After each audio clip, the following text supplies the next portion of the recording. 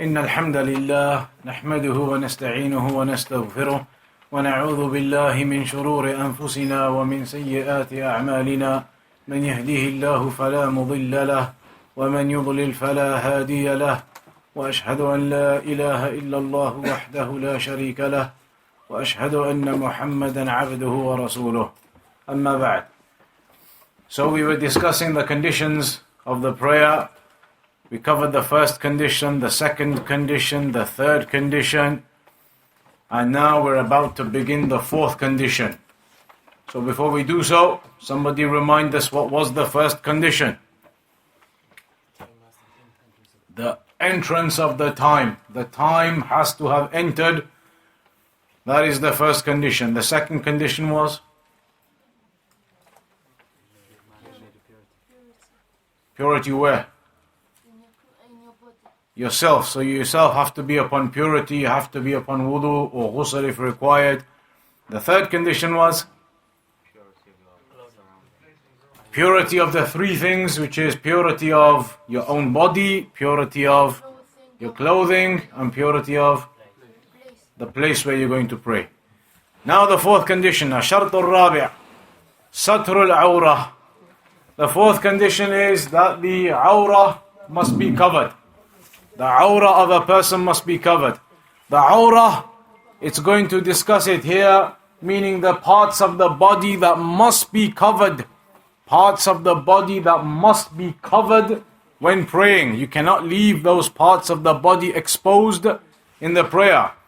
So it is a condition that certain parts of the body must be covered during the prayer. And those parts differ from men to women, for the different situations. So here, الشرط الرابع ستر العورة لقوله تعالى يا بني آدم خذوا زينتكم عند كل مسجد وكلوا واشربوا ولا تسرفوا. The Sheikh mentions the ayah from Surah Al-A'raf, ayah number 31. Surah Al-A'raf, ayah number 31. يا بني آدم خذوا زينتكم عند كل مسجد. That, oh, children of Adam, take your zina to every masjid when you go to the masjid. And that is referring to your clothing, to your garments, to your covering of the awrah here, as the Shaykh uses the ayah. وَكُلُوا وَاشْرَبُوا وَلَا تُسْرِفُوا. And eat and drink and do not be excessive, wasteful. وقال النبي صلى الله عليه وسلم لجابر بن عبد الله رضي الله عنهما في الثوب. There is also a hadith where the Prophet صلى الله عليه وسلم said to Jabir ibn Abdullah رضي الله عنهما about the clothing, فإن كان واسعا فالتحف به وإن كان ضيقا فاتزر به. In this hadith, the Prophet ﷺ said, if your garment is loose, wide, spacious, then envelop yourself in it. Cover yourself with it.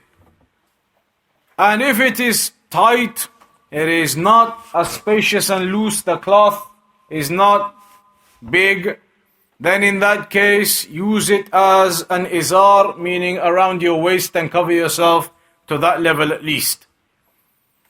وقال صلى الله عليه وسلم فيما رواه أبو هريرة رضي الله عنه لا يصلي أحدكم في الثوب الواحد ليس على عاتقيه منه شيء.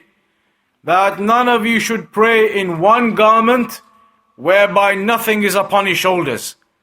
You should not pray in only one garment worn in such a way that there is nothing upon your shoulders. وهذا يدل على أنه يجب على الإنسان أن يكون مستترا في حال الصلاة. So all of these narrations generally indicate that a person should be covered during prayer. That you should be covered during the prayer, wearing the garments, the clothing during the prayer. وقد نقل ابن عبد البر رحمه الله إجماع العلماء على ذلك. And one of the scholars, Ibn Abd al-Barr, rahimahullah, he narrated that there is a consensus of the scholars. You must be covered during the prayer as a condition of the prayer. وأن من صلى عريانا مع قدرته على السترة فإن صلاته لا تصح. And that a person who prays naked, not covered in any clothing, with the ability to cover. We're not talking about somebody who in some situation finds himself without any clothing and the inability to cover. We're talking about a situation where a person has the ability to cover himself, has the ability to wear some garments, but he does not, and he prays without any garments at all, then his prayer is unacceptable, it is incorrect. So therefore, we see that no doubt from these narrations generally and other ahadith, it is a condition that a person must be wearing some garment covering himself during the prayer. Now we need to look at to what level does he need to cover himself? What's the amount of the body that needs to be covered during the prayer? That issue will be discussed now. Up until there, all we've established is that it is a condition to have to be covered, be wearing some garments in the prayer, and that it is not acceptable for a person to pray without any garments at all, without wearing anything at all, with the ability to do so, but choosing not to wear anything and praying, then the prayer is not correct. So it is a condition to be wearing some garments to be covered. Now the issue is, how much of the covering needs to be done? How much of the body, where do you need to be covered, and what can be exposed and your prayer is still okay? في هذا المجال قسم العلماء رحمهم الله العورة إلى ثلاثة أقسام. The scholars have mentioned that there are three types of awrah, three types of or three levels of covering, 3 degrees of covering yourself, 3 levels of covering yourself. So firstly, the awrah, the first type of awrah, al-mughalladha, what you could say the top level of awrah, the severe awrah, the top level of awrah. And that is basically the whole body. The top level of awrah, the top level of covering that needs to be done at the highest level is all of the body. جميع بدنها عورة، يعني المرأة الحرة البالغة. جميع بدنها عورة في الصلاة إلا وجهها واختلفوا في الكفين والقدمين. So the top level of awrah is that the whole body has to be covered, except the face. That's one level of awrah. This word awrah referring to the body that needs to be covered. So one type of covering of this awrah is the whole of the body except the face. And that is the covering of who? For the women. A woman who is, and there are actually precise details to the women too, but generally speaking, the woman. The woman, generally speaking, must cover all of her body in the prayer, except the face. However, even with regards to the face, the scholars mention إذا كان حولها رجال غير محارم فإنه يجب عليها أن تستر وجهها ولو في الصلاة. If there were men around her who are not from her mahram, they are not from her maharim, not her husband or son or father, those types of individuals who are mahram to her, if there were non-mahram men around, she was praying somewhere where there were non-mahram men around, then in that circumstance, the Sheikh said she would have to cover her face too. لأن المرأة لا يجوز لها كشف وجهها عند غير محارمها. Upon the opinion that it is absolutely impermissible for a woman to uncover her face in front of somebody who is not her mahram. So, the woman has to cover all of her body in the prayer, with the exception of the face. But if there were non-mahram men around, she should have her face covered too.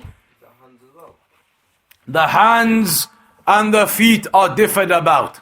The hands and the feet are differed over. So some of the scholars, they say that no doubt as well you must have the hands and the feet covered in the prayer too. And that is the opinion of many of the scholars, particularly with regards to the feet, that they should be covered. They should be covered.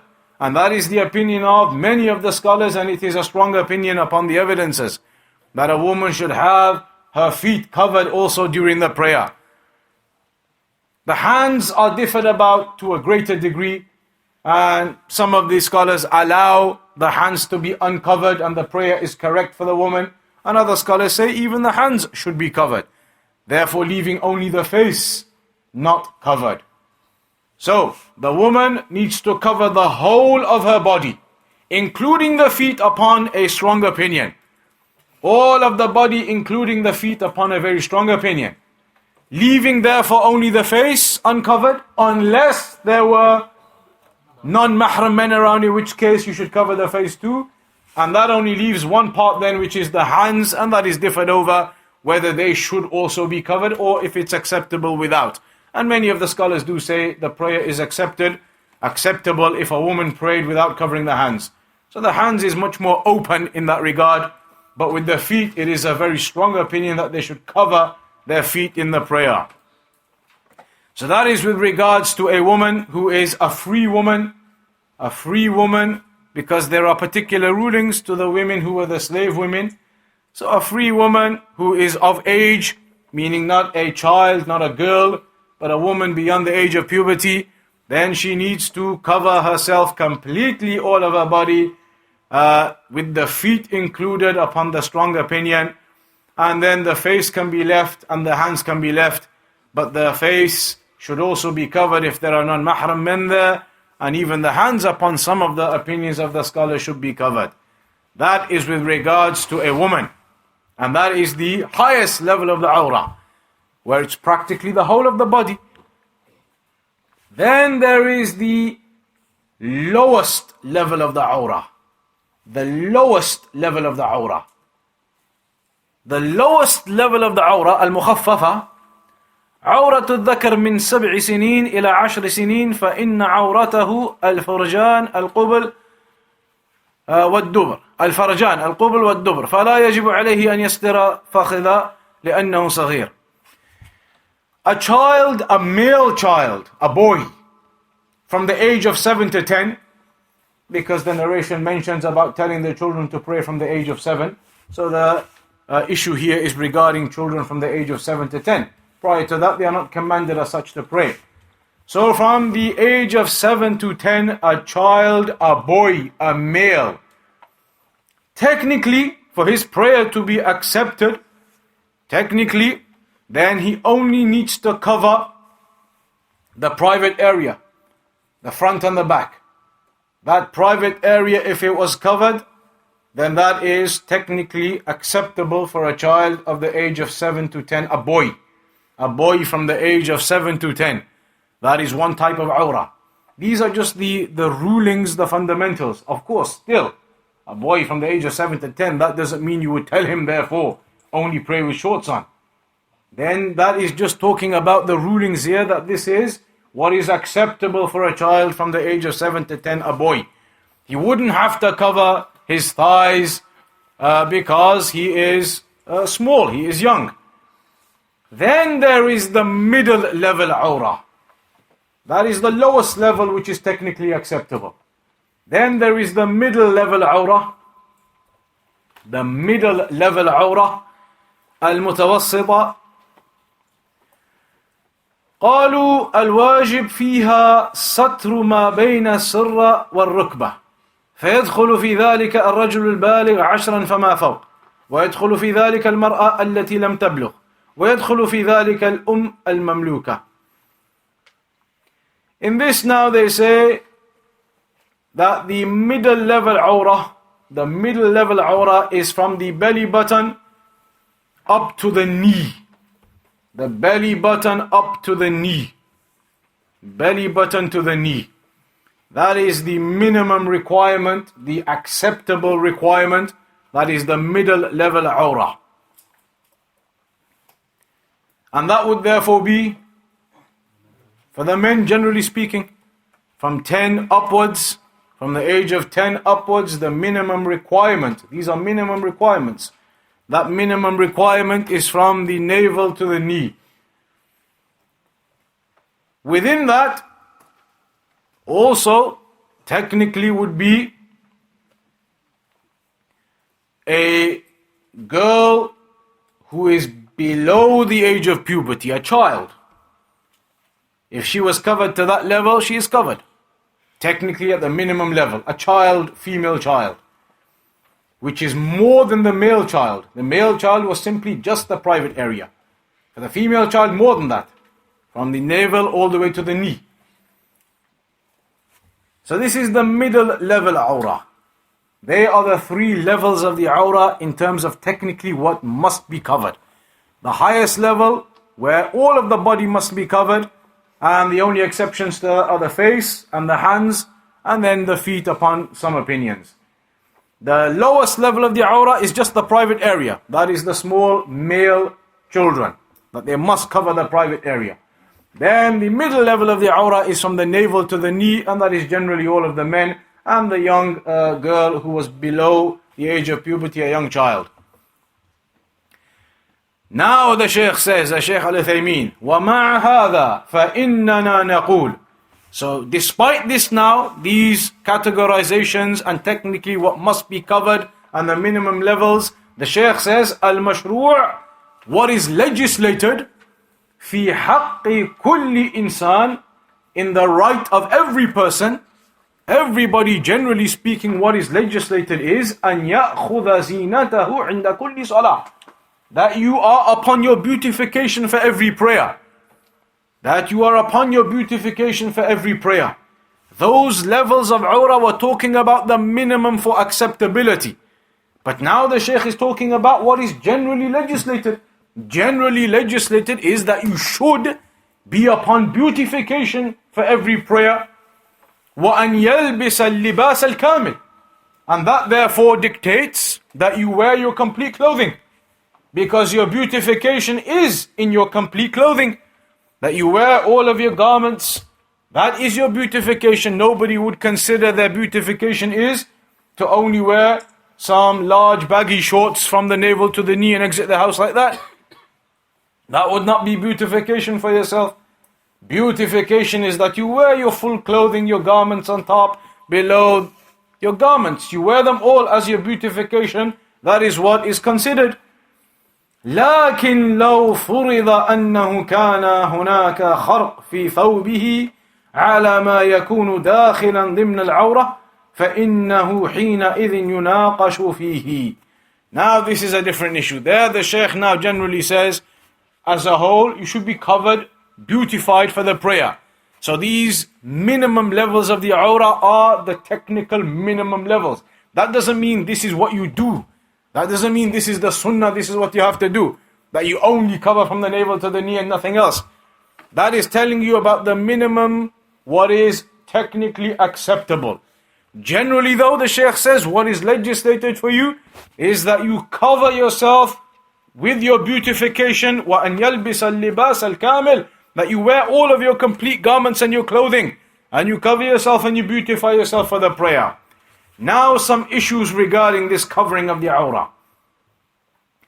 If we were to suppose that there was a hole in the garment you're wearing. Now a person, he knows about this condition of covering the awrah, so he wears his garment to cover himself, but there happens to be a hole in the garment. There happens to be a hole in the garment at a section which is from the awrah section. So now a man, for example, is wearing these long garments. He has a hole up here. We're not discussing that. Up here on the shoulder, up here on the chest, we're not discussing that. The minimum level for the man was between the navel and the knee. We're therefore discussing if he had a garment and there was a hole somewhere between the navel and the knee, on the awrah area. So now, if an individual is wearing a garment, and there is a hole upon the awrah area, in that case now the Shaykh says, يُنَاقَشْ فِيهِ هَلْ تَصِحُّ صَلَاتُهُ أَوْ لَا تَصِحُّ. Is that person's prayer acceptable now or not then? He's wearing a garment, he's covering himself, but there's a hole on the technical awrah area. There's a hole there. He prays in that garment with the hole on the awrah area. Is his prayer acceptable or not? The Shaykh says, إِذْ إِنَّهُ يُفَرَّقُ بَيْنَ الْيَسِيرِ وَالْكَثِيرِ. There's a difference in this issue you have to look at. Was that tear or hole something minor or was it something major?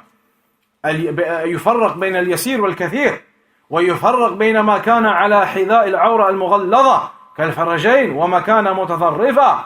Also, one issue you have to look at is whether that hole is something minor or it's something significant. Another issue you have to look at is that hole directly above the highest level of the awrah, the actual private parts, or is it somewhere outside of that high level of awrah, somewhere further up or further down the knee? Is it somewhere on the sides of that awrah, or is it the hole directly above the severe aspect of the awrah? أو يكون في الظهر ومن من فوق اليتين, or is it, for example, on the back above the buttocks of an individual? أو في البطن, in the stomach area is the hole there? Is it below the belly button, above the belly button? المهم أن كل مكان له حظه من تغليظ العورة. So every place where this hole could be and the size of it is all significant in looking at this issue. ولعل هذا السؤال أيضا يجرنا إلى التنبيه على مسألة يفعلها بعض الناس. Here the Shaykh says, we therefore need to now, looking at this issue, mention another point, which is something that the people do in the summer months. And this is something witnessed in this country too. The Shaykh is talking about in Saudi Arabia this occurs, but even in this country this occurs, especially in the months of summer. The Shaykh says, في أيام الصيف حيث يلبس سراويل قصيرة. A person may wear shorts, some very small shorts, which are only halfway down the thigh, for example. And we've just said for the man, technically the awrah up to the knee. So if he's wearing some shorts underneath which are halfway, small shorts, halfway down the thigh. But then on top of that, he's wearing what we call the thobe. He's wearing the thobe, the long garment that goes all the way down to halfway between his knees and his ankles, halfway down his shin.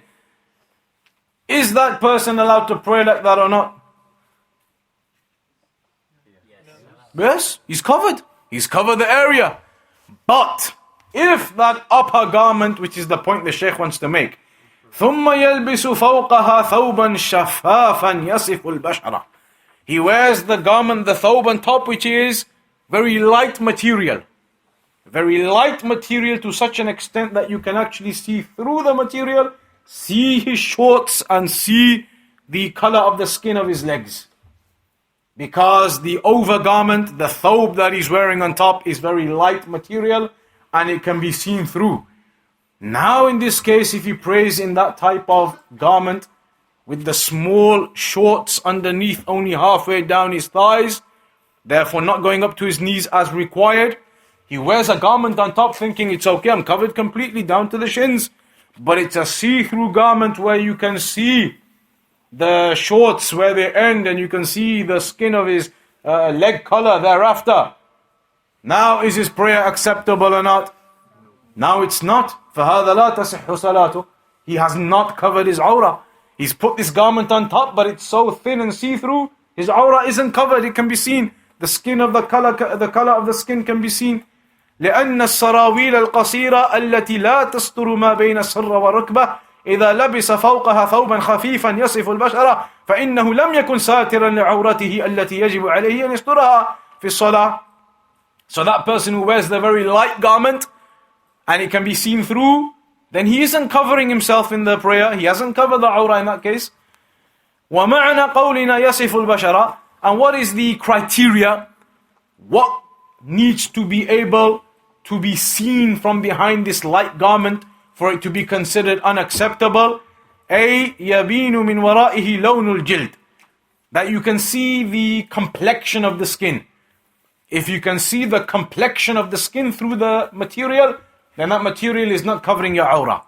If you can see the complexion of the skin, this person is a fair-skinned person, a dark person's skin. You can see the complexion of his skin through the garment, then this indicates the garment is very light and see-through, such that you can see the color of the skin, the complexion of the skin. That is therefore not covering the awrah.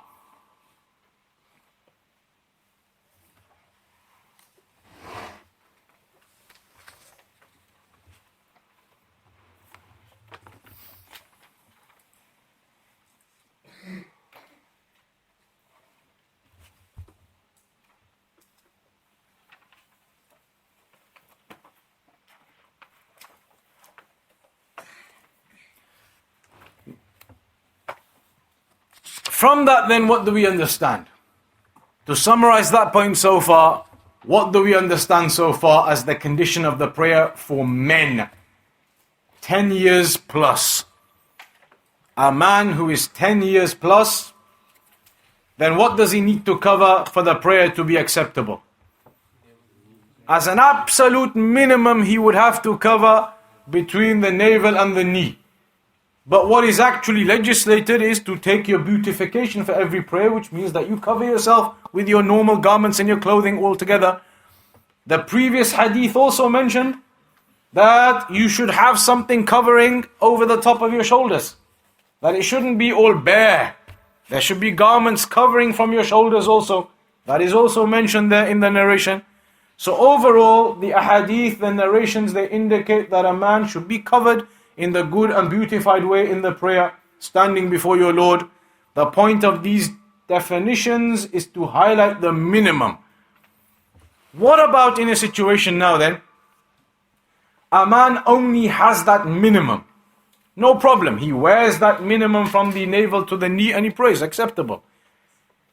If he does not have even the minimum, he finds himself in a situation where he does not even have the minimum amount to be able to cover between the navel and the knee. He has something even less than that. It barely covers the private region. Now what does he do? The time for the prayer is going to exit in an hour. The time for the prayer is going to finish in an hour. He knows he can get to some place where he can find garments, but it will take 2 hours. Does he now go to find the garments and then cover himself what is required as a minimum requirement and allow the time to go out? Or does he pray in the time and not let it go out, keep that condition in place, but then have to forfeit the minimum requirement of the awrah? Which way around? It's just pray because the time comes first. So pray because the time comes first. The time is given priority. So that is what the scholars they mention. Maybe he can't afford it. Possibly, it can be the case. There are narrations regarding this. Some of the Sahaba, some of the Salaf, they only used to have one garment. One garment was all they possessed. One garment. And there are narrations about this where it's mentioned, some of them, that if I wear it this way, then it becomes exposed that way. And if I wear it that way, it becomes exposed this way. So it is known, this is something which occurred. But even if a person could not find enough to cover his full awrah, if the time is going out, the prayer is prayed in whatever situation you have. To such an extent, if there was an extreme situation where you had no garments, you were naked for some reason, there was nothing to cover yourself with, and whatever this extreme situation is, the time was exiting, you would pray. You would pray even without any garments. Because the prayer must be prayed in its time, in those allotted, prescribed times. For the women, the garments that the women have to wear, like we said, they must cover themselves completely for the prayer, even upon the opinion, the feet included. And then there is more of a difference regarding the hands, and they could be left, as some of the scholars mentioned, Sheikh bin Baz and others. And the face can be left too. unless if there were non-mahram men there. Does that mean the women have to wear what we term as the jilbab, as you see the black jilbab or other colors? Do they have to wear that? Or could it be if they were praying at home? At home, nobody else in the house, just themselves or their mahram men, their husbands, sons, etc. They could pray in their home garment. They could pray in their dress. It's a dress. It's got flowers on it. They're praying on that type of dress at home. It's covering all of the body. It's a loose garment covering all of the body. Could they pray in that? Or does it require to be, as you understand, the jilbab, the black colors, those types of garments?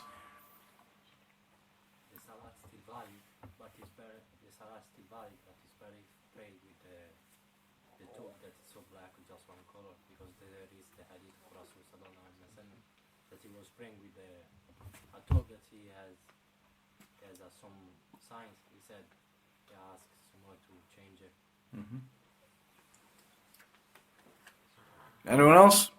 Must they cover themselves as they cover themselves when they exit the home? They should be ashamed of Allah. They're in front of Allah, so they should cover themselves as they're in front of Allah. Inshallah. Excellent. Anything else? So technically speaking, for the prayer to be acceptable, it is allowed to wear any garment which fulfills these conditions of covering the whole body.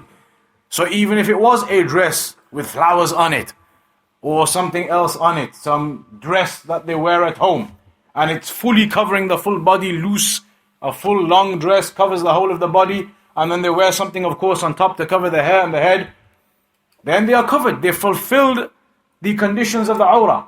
The conditions of the awrah have been fulfilled. So they can pray and the prayer is acceptable. But the points the brothers have made are good points. With that example particularly we just mentioned now, a flowery dress. That type of thing can be possibly distracting. So it would be better to wear garments that do not distract you during the prayer. And that is a slightly different issue to what is needed for the prayer to be acceptable. For the prayer to be acceptable, it's allowed. Wear some loose dress, your inner garments, your home garments. It's permissible. The awrah is covered, all of it loose, covering the body. But what is better then, as it's mentioned, something which does not distract you during the prayer would be better than wearing some garment which has patterns and pictures and it takes your eyesight towards the patterns and the pictures during the prayer. Wearing something plain without distractions on it is better, is superior. But for the acceptability, then yes, they can wear the home garment, the inside garment, if it was some loose dress, some loose garments that cover all of the body, cover the awrah and the head and everything is covered, then it's permissible to pray in that. So that is the condition regarding the awrah. The issue regarding the holes, if there is a hole in the awrah or not. That was the point the Sheikh began with at the beginning. If there was a hole in the awrah section of your garment, then is the prayer acceptable or not? If you didn't know, obviously, you didn't know, and you started praying and then you realize afterwards there was a hole in that section of the garment which covers your awrah, then is your prayer acceptable or not? It is, because it's the same as the impurity in your clothes. If you didn't know, but you realize it then it is allowed. الشيخ العثيمين رحمه الله تعالى does not go into the issue because it requires a lot of detail and it's not mentioned here. So instead, what can be done? We haven't done it so far since we started this series, I don't think. So you know what's coming. Inshallah, the homework this week is to look into that issue. If you wore some garment covering your awrah in accordance to the specifications, but then discovered later that there was a hole in the garment in the area that is from the specifications of the awrah. We're not talking about a hole up on the shoulder, up on the chest. That's technically not from the specifications of the awrah needed for the prayer. But in the specification of the awrah needed for the prayer to be covered, if there was a hole in there somewhere afterwards you realize, and there was nothing else underneath that garment, so the hole was going straight through to your skin, then what is the ruling on that? That's the homework to check. Look into the books of fiqh, look into the fatwa of the scholars, and bring your research regarding that topic next week, and we'll look into that inshaAllah. Now we'll move on to the 5th condition of the prayer, the final one that we'll mention today due to the time. Technically it's already 10:30 now. Huh? So this condition now, الشرط الخامس استقبال القبلة. The 5th condition is facing the Qibla. Facing the Qibla. And that is mentioned in the Quran in Surah Al-Baqarah. وَمِنْ حَيْثُ خَرَجْتَ فَوَلِّ وَجْهَكَ شَطْرَ الْمَسْجِدِ الْحَرَامِ وَحَيْثُ مَا كُنْتُمْ فَوَلُّوا وُجُوهَكُمْ شَطْرَهُ. So wherever you exit, wherever you are, then face towards Al-Masjid Al-Haram, towards the Qibla, Mecca. And wherever you may be, then face your faces towards that direction. So we know that this is now the condition of the prayer, to face towards the direction of the Qibla in praying. Al-Sheikh Al-Uthaymeen says, however, the scholars do give some more detail regarding this. من أمكنه أن يشاهد الكعبة وجب أن يستقبل عين الكعبة. Whomsoever can actually see the physical Kaaba, he's there, then you must face exactly towards the Kaaba. Whomsoever can actually see the Kaaba, you're there, then you must face directly towards the Kaaba in praying. ومن ثم وضعت الجهة المسؤولة عن المسجد الحرام خطوطا، أو وضعت الجهة المسؤولة عن المسجد الحرام خطوطا صغيرة زرقاء على البلاط حتى يعرف بها المصلي استقبال الكعبة. The Sheikh mentions, if you go to the Haram, you'll notice those blue lines every so often in the Haram as you're walking around on the marble floor. You find those blue lines every so often, every few meters, showing you the exact direction where you should be standing so that you are facing exactly towards the Kaaba. So that is something that is required. If you are there and you can see the Kaaba, you can't just start generally in the direction that the center of the mosque is that way somewhere. You must be exactly facing towards the Kaaba if you're there and you can see it. As for a person who cannot, here now, then it is not a condition to be pinpoint to the degree. Here what is conditional upon you is to be facing the direction of the Kaaba.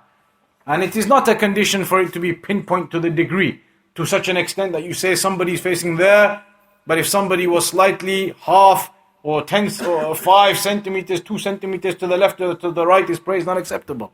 That is not the case. From here now you face towards the direction of the Kaaba, and that is what's required. The scholars, they say that whomsoever is in the Kaaba, in the masjid, then you face the Qibla directly, the Kaaba. Whomsoever is in Makkah, outside on the outskirts, generally then you face towards the masjid. You can see, if you were somewhere on the boundaries of the masjid, al-Masjid al-Haram, then you can't see the Kaaba inside, but you can see the masjid, so you face the masjid. And if you were outside of that, outside of Makkah, then you pray towards the direction of Makkah. So if you're there and you can see the Kaaba, you face towards the Kaaba directly. If you're a bit further out, you can't see the Kaaba, but you can see the masjid, you face towards the masjid. If you're even further out than that, then you face towards Makkah as a whole. That's the direction you therefore pray in. وذكر أهل العلم رحمهم الله أن الانحراف اليسير في الجهة لا يضر. And the scholars, they mentioned a slight deviation. If you were slightly off this way or that way, then it does not harm a person, it does not harm the prayer. فإذا كان الإنسان عن الكعبة شرقا أو غربا كانت القبلة في حقه ما بين الشمال والجنوب. وإذا كان عن الكعبة شمالا أو جنوبا صارت القبلة في حقه ما بين الشرق والغرب لأن الواجب استقبال الجهة. So here the Sheikh, he talks about if a person was in the east or in the west, in the north, in the south, then you generally face towards the direction of the Kaaba. You face towards that direction of Makkah. And it is not something which would nullify your prayer if you were 1 degree off this way or 1 degree off that way or even a few degrees here or there. That does not harm the prayer, because all that is required for a person is to be facing in that general direction of the Kaaba of Makkah. نعم لو فرض أن الإنسان كان شرقا عن مكة واستقبل الشمال فإن ذلك لا يصح. If somebody was to the east of Mecca, if somebody was to the east of Mecca and he faced in his prayer to the direction of the south, he was somewhere on the east but he faced the direction of the south, then is his prayer acceptable or not? لأنه جعل الجهة على يساره. Now he has made, if he is in the east of the Kaaba, he's at the easterly direction. If he now prays to the south, then he has made the Kaaba at an angle from himself. The direction of the Kaaba is not in his direction any longer. So there, that would be wrong if he's completely in the wrong direction altogether. The wrong direction altogether wouldn't be correct. But if you are in the direction but off by a few degrees, slightly bent this way or that way, you're in that direction, then it's acceptable still. Now some of the issues regarding facing the Qibla. If somebody prayed not facing the Qibla, then his prayer is not accepted, unless it was in certain circumstances. One of the conditions of the prayer is that you must be facing the Qibla. And whomsoever prays without facing the Qibla, his prayer is not acceptable. Unless it is in 4 situations, the Sheikh says. In 4 situations you could end up praying without facing the Qibla and it would still be acceptable. The first one, الحالة الأولى إذا كان عاجزا عن استقبال القبلة مثل أن يكون مريضا وجهه إلى غير القبلة ولا يتمكن من الانصراف إلى القبلة فإن صلاته تصح على أي جهة كان. Somebody, first situation is somebody who is unable, physically unable to face the Qibla. An example the Shaykh gives is somebody ill. Somebody who's ill, maybe they're in their bed, you're in your hospital bed, you've broken half of your bones, something's occurred, an accident, you're lying in your bed, you're in all of the stretchers, the different things that they put on you, and you're in that fixed position where they've put you in your hospital bed. You can't move. It's impossible. Even if you come and tell someone, they can't move you from that position, the machinery, etc. So now you're stuck in that direction, you can't move. You physically cannot move to the direction of the Qibla, you pray, and your prayer is acceptable. Or somebody who could move, but due to their illness or their physical state, they have, for example, broken limbs, something's occurred, they've broken their bones, for example, and they can't physically move themselves. They could if somebody came and did it for them, but there isn't anyone there, they can't do it themselves, the time is going out, so they pray. Pray in the direction you are in because you physically couldn't move yourself and there was no one else to help you, there was no other way, so now you are stuck in that direction, you pray. So the first situation is where you are physically, for whatever reason, physically unable to move yourself into the direction of the Qibla. And that, therefore, you just pray upon whatever direction you are on. If you are physically unable to move to the direction of the Qibla, فَاتَّقُوا اللَّهَ مَا اسْتَطَعْتُمْ, fear Allah to the best of your ability. The second situation where somebody could pray without facing the Qibla and it would still be correct, إِذَا كَانَ خَائِفًا مِنْ عَدُوٍ, in a state of fear from the enemy. In a state of fear from the enemy.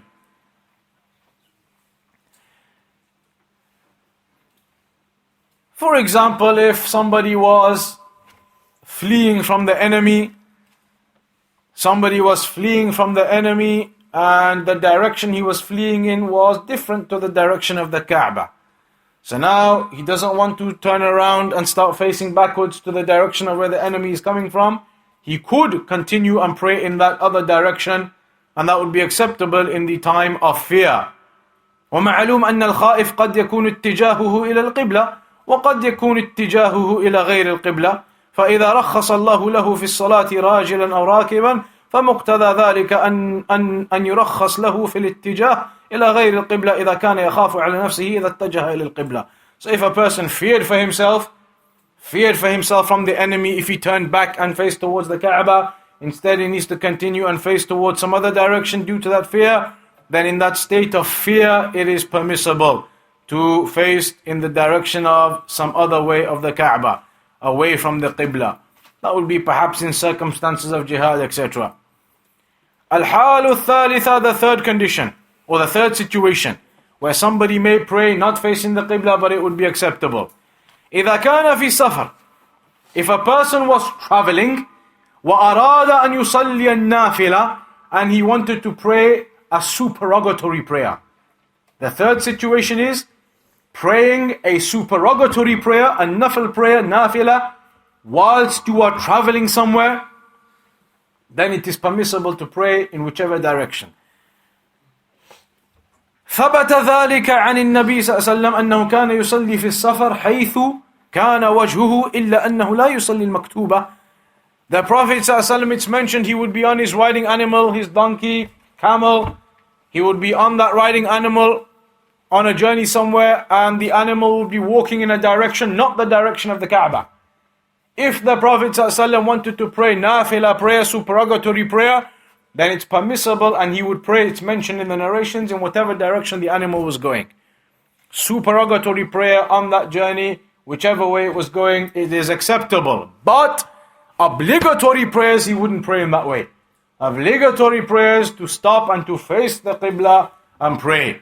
But the supererogatory prayers, it is possible to pray in that other direction. There's a hadith in Al-Bukhari and Muslim where the Prophet ﷺ said, where it's mentioned in the narration that the narrator said, Amir ibn Rabi'a, رأيت رسول الله صلى الله عليه وسلم وهو على الراحلة يسبح يومئ برأسه قبل أي وجه توجه ولم يكن رسول الله صلى الله عليه وسلم يصنع ذلك في الصلاة المكتوبة.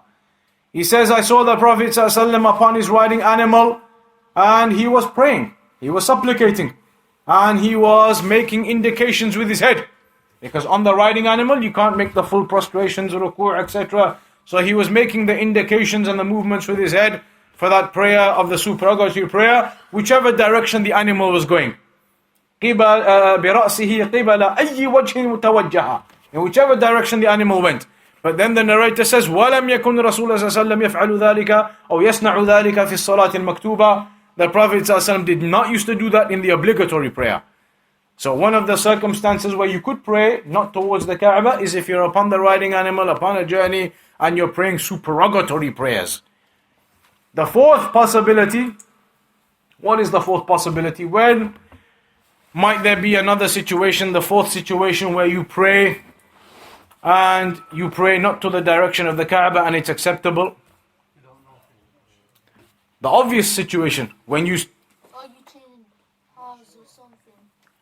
You go to a place where you don't know where Qibla is or... Exactly correct. So, in a situation where you simply do not know what the direction of the Qibla is. If you find yourself in a situation where you don't know where the direction of the Qibla is, إِذَا كَانَ قَدْ اشْتَبَهَتْ عَلَيْهِ الْقِبْلَةِ, you're confused about the directions. فَلَا يَدْرِي أَيِّ الْجِهَاتِ تَكُونَ, you don't know which direction it is. فَفِي هَذِهِ الْحَالِ يَتَحَرَّى بِقَدْرِ مَا يَسْتَطِيعُ. In that situation, the scholars often mention a condition in it, which is that you must strive to the best of your ability to work it out first. If you're in a situation where you don't know, you're out camping somewhere, and you've lost your compass, you've lost your phone, you don't know what direction is what. It's dark maybe, it's Isha time, there's no sun to work out directions. You haven't got a clue. Still, you have to first make some attempt, strive to work out where you are. You're out camping somewhere, you know it's by the side of the M6, you know the M6 is in a certain direction. Do something, work something. Strive to the best of your ability to work out what direction it is. That's the first thing they say. Then if you strive to the best of your ability, and you make to the best of your ability the judgment that it's this way or that way, then you pray in that direction and your prayer is acceptable. After you made that every effort to try and work it out somehow. Work it out somehow. You remember you were traveling south and then you stopped to camp at this place. Now you can roughly work out what the motorway was, which direction you were traveling. Do something to roughly strive to work out where you are. Once you've done that and you've come to a conclusion that you overwhelmingly think it's one particular way, then you pray in that direction and it's acceptable. To the extent that the scholars, they say, after that, Well, you tell us. So now this person goes camping, and it's Isha time. His battery on the phone is dead, his compass is lost, he hasn't got a clue which way is what, which direction is what. So he strives, he works out which way he was heading, which way he traveled, he looks at where the motorway was roughly, he works out things and he thinks it's this way. So he prays in that way. Later on, he manages to somehow charge his phone and he puts the compass on and he checks and actually he was wrong. It was a different direction. And this is Isha time, carries on till the half of the night. So the time for Isha hasn't gone out yet. And he's now discovered that actually I was wrong with what I did. Now he's managed to somehow get some battery into his phone and he's worked out from the compass it's a different way. Does he now have to repeat the prayer in the proper direction or not? Time is still in, hasn't gone yet. Yes, because like the other story where the guy makes wudu even if you already prayed, then he gets double hasana, so that might be right. Okay. Here الشيخ العثيمين says يتجه حيث غلب على ظنه أن تلك الجهة هي القبلة ولا إعادة عليه لو تبين له فيما بعد أنه صلى إلى غير القبلة. Even in that narration, the one who didn't pray again, the Prophet ﷺ said to him, you have done the sunnah. The one who prayed twice, then the Prophet ﷺ said for you is the two rewards. But the one who didn't, you said you've done the sunnah. So here the same thing. The Shaykh says, it's not upon you to have to repeat then. If you genuinely made every effort to work it out, and you prayed in the direction you thought it was then. Later on somebody else comes, one of your companions, another camper, and he tells you no, on his compass it's the other way. Now you don't have to repeat. You made every effort, you did what you could.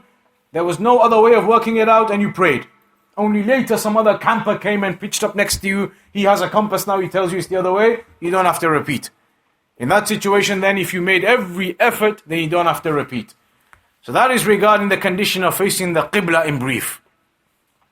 We'll leave it at that point today. The next condition, the sixth condition we're going to start with next week insha'Allah, is the condition regarding the intention. The intention that a person must have in the prayer. And then we'll briefly talk about, are you allowed to change intentions? You start with one intention, can you change it in the middle of the prayer? Or can the Imam be praying with a particular intention and somebody in the congregation has the intention for a different prayer praying in it behind him in that congregation? Can you have differences of intention between people in the same congregation? So the issue of intentions in the prayer, that's what we'll begin with inshallah next week.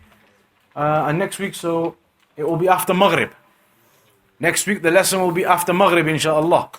Because the clocks they change. So Maghrib will be approximately 8 o'clock, 10 to 8. So after Maghrib prayer, 8 o'clock, 8:15 inshallah, we'll do the lesson next week. So we'll conclude upon that today. So there was a little homework last week. Or regarding if somebody was praying and they noticed after they finished praying that there was some impurity on their clothes. So then what do they have to do? Do they have to repeat the prayer or what? No, the question was during the prayer. They are praying and during the prayer they notice there's some impurity on their thobe. They're praying and they notice there's some impurity on their thobe, some urine or something. Then what do they have to do? Stop praying. Carry on praying.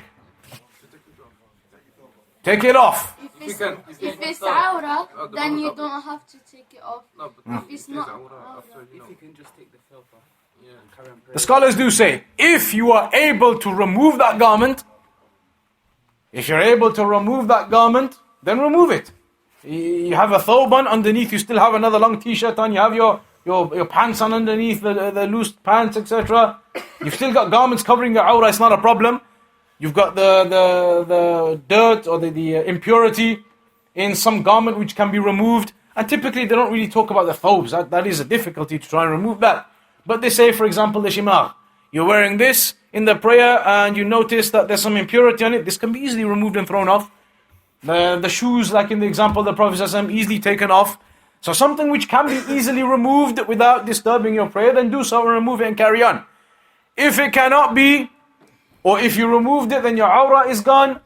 In those kinds of situations, the scholars do say, break your prayer then. Stop your prayer, go and remove your clothes, put something new on and pray.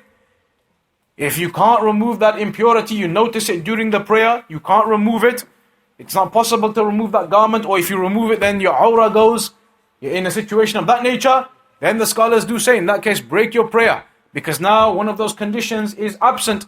You've noticed clearly that condition is absent. You haven't made sure that your clothing is pure. So stop your prayer, break it, go get another garment and pray again. That is mentioned. The only time you wouldn't do that is if you can't get a new garment. well, if you couldn't get a new garment and knew there was nothing available, okay, also. Even still, if you're in the congregation, you notice the impurity, you can break off and go get another clothing and come and join again. Time you get the clothing, the time will be gone. If the time was about to go. If it meant stopping the prayer, going and getting a new item and coming back, the time would be gone, then you don't. You have to carry on then. So that's what the scholars mentioned regarding the impurity on the garment. If you can remove it and carry on, do so. If you can't, then stop the prayer, go, remove it, change it and carry on and start again. So when the Prophet ﷺ was praying, initially there was impurity on the shoes. But when he found out halfway through the prayer, he removed them. Did he start his prayer from the beginning, or were those two first raka'at or the first beginning of the prayer accepted still and he just carried on? It was accepted, which means that he prayed that beginning part with the shoes on, but it was acceptable still. Because he was unaware at that point, he only found out afterwards and he carried on. Therefore the scholars say, if you only find out afterwards, it's acceptable. It's acceptable. So we'll have to conclude there, time is getting late. Inshallah, we'll carry on next week after Maghrib prayer at approximately 8 p.m. Inshallah.